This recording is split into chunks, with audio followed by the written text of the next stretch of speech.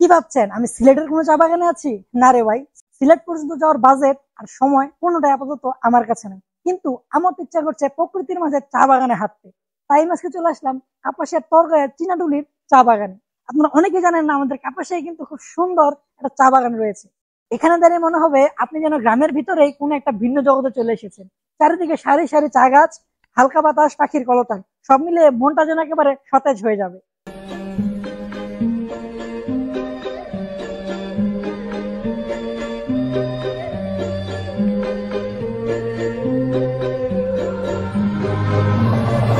অধ্যাপক ডক্টর লুৎফর রহমান 2019 সালে ওনার একক প্রচেষ্টায় এই বাগানটি তৈরি করেছিল।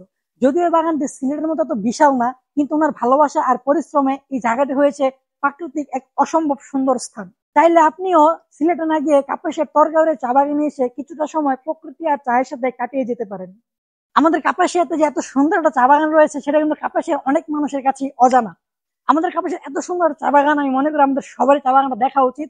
চাইলে তো সমতল ভূমিতেও চা বাগান করা যায়, সেটা কিন্তু লুৎফর রহমানের এই চা বাগান দেখলে বোঝা যায়। তো আমাদের যারা উদ্যোক্তা আছেন, কিছু করতে চাচ্ছেন, তারা চাইলে এই চা বাগান থেকে অনুপ্রাণিত হয়ে আমাদের কাপাসিয়াতে এরকম অনেক বাণিজ্যিক চা বাগান তৈরি করতে পারেন। তো সবাইকে ধন্যবাদ। আসসালামু আলাইকুম।